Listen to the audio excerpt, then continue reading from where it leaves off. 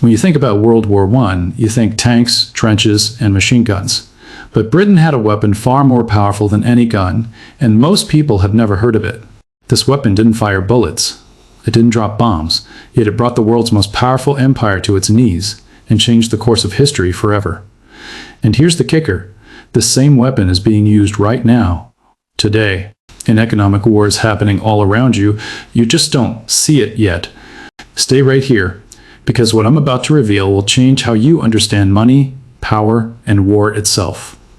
Welcome to Financial Freedom Desk, where we uncover the economic forces that shape history and your financial future. If you want to understand how the world really works, not the sanitized version they teach in school, hit that subscribe button right now and smash that like button. This story connects World War I to the financial weapons being deployed today, and trust me, you need to hear this. Let's dive in. So what was Britain's secret weapon? It wasn't a new rifle. It wasn't poison gas. It was something far more devastating. Financial warfare. Specifically, Britain weaponized the global financial system itself. And the centerpiece of this weapon, the naval blockade, combined with control over international banking and trade. Let me paint the picture for you. When World War I broke out in 1914, Germany was an industrial powerhouse.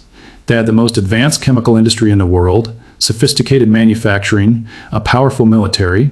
On paper, they should have been unstoppable. But Britain had something Germany didn't control over the world's money supply and trade routes. Britain controlled the world's reserve currency at that time, the pound sterling. London was the financial capital of the world. British banks financed global trade. British insurance companies insured global shipping, and Britain controlled the seas with the world's most powerful navy. Britain's strategy was brilliantly simple, but brutally effective. They used their navy to blockade Germany's ports, cutting them off from international trade. No imports of food, no imports of raw materials, no exports to earn foreign currency. Germany was essentially put under economic siege, but the blockade was just the beginning. The real genius was how Britain weaponized the global financial system. Any country or company that wanted to trade with Germany risked being cut off from British banking, British insurance, and British shipping. And since Britain controlled so much of the global financial infrastructure, that was a death sentence for international business. Think about what this meant in practical terms. Imagine you're a neutral country, let's say Norway or the Netherlands. You want to sell grain to Germany because they're paying good prices. But if you do, Britain threatens to blacklist your ships from British ports. British banks will refuse to finance your trade. British insurance companies won't insure your vessels. Suddenly, doing business with Germany becomes impossible. Not because Germany can't pay, but because Britain controls the plumbing of international finance. This is economic warfare in its purest form. Britain didn't need to invade Germany. They didn't need to defeat the German army in direct combat. They just needed to strangle Germany's economy slowly, methodically, until the German people were starving and their industrial machine ground to a halt. And it worked. By 1918, Germany was facing mass starvation. The British blockade is estimated to have caused hundreds of thousands of civilian deaths. Some historians say the number exceeded 750,000. German factories couldn't get raw materials. The German war machine couldn't sustain itself. The blockade didn't just weaken Germany militarily, it destroyed their economy and their society from the inside out. Now here's where this gets really important for understanding today's world. What made Britain's strategy so effective wasn't just their navy, it was their control over the infrastructure of global finance. In the early 20th century, if you wanted to conduct international trade, you needed several things. You needed a way to transfer money across borders. That meant British banks. You needed insurance for your ships. That meant Lloyd's of London and other British insurers. You needed a stable currency that was accepted everywhere. That meant the pound sterling backed by British gold reserves. Britain didn't just participate in the global financial system. They were the global financial system. And in wartime, they turned that system into a weapon. They created a list called the statutory list or the blacklist. Any company or individual on that list was banned from doing business with anyone in the British Empire or its allies. Get on that list, and you were essentially shut out of global trade. The United States, even though it was neutral for the first 3 years of the war, felt the pressure of this system. American companies wanted to trade with Germany. They were making huge profits selling to both sides. But British financial pressure made that increasingly difficult. Britain controlled the transatlantic cable communications. They could monitor and intercept financial messages. They controlled the sea lanes. They controlled access to credit. Here's a concrete example that shows how sophisticated this was. Britain created what was called the War Trade Department, whose entire job was to track and control neutral trade. They had agents in every major port, monitoring which ships were carrying what cargo to whom. They had financial intelligence officers tracking money flows through neutral banks. They essentially created the first modern economic surveillance system.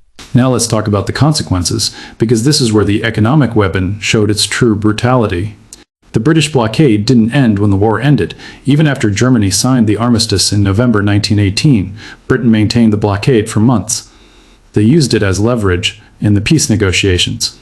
German civilians continued to starve, while British politicians extracted concessions at Versailles. This had profound consequences. The economic devastation of Germany during and after World War I created the conditions for political extremism. When people are starving, when their savings are worthless, when their children are dying, they become desperate. They look for radical solutions. The economic collapse of Germany in the 1920s, which was set in motion by the wartime blockade and the crushing reparations imposed afterward, created the environment that allowed Hitler to rise to power. Britain's secret weapon won World War I, but it also planted the seeds for World War II. That's the dark irony of economic warfare. The devastation it causes doesn't end when the fighting stops.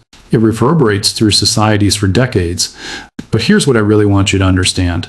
The weapon Britain used in 914 is the same weapon being used today. The tactics have evolved, but the fundamental strategy is identical. Fast forward to today. Who controls the global financial system now? The United States. The dollar is the world's reserve currency. American banks dominate international finance. The SWIFT system, which processes international financial transactions, is heavily influenced by the US and its allies. And just like Britain in 1914, the United States uses this control as a weapon. They call them sanctions now, not blockades, but the effect is the same: economic strangulation. Look at Iran. The US has used financial sanctions to cut Iran off from the global banking system. Iranian banks can't process international transactions. So why does a World War I history lesson matter to your wallet today? Because the same forces that shaped that conflict are shaping the global economy right now. Countries around the world are looking at how the US and Europe used financial sanctions against Russia, and they're thinking, we need to protect ourselves from that weapon. And that's why you're seeing the rise of alternative payment systems. That's why countries like China are trying to internationalize the yuan. That's why there's growing interest in commodities-backed currencies and even cryptocurrencies. The global financial system is in the early stages of fragmentation.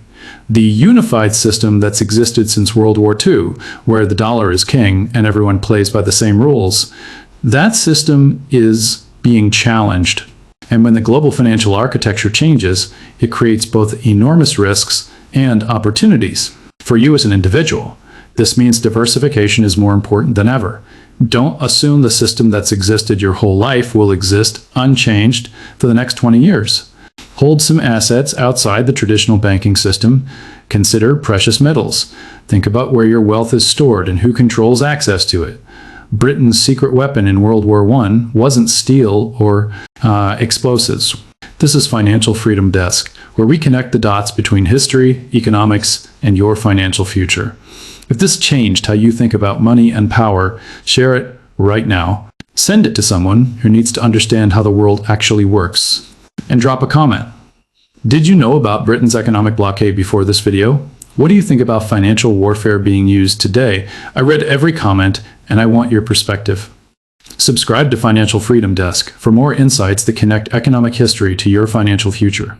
Stay informed, stay prepared, stay free.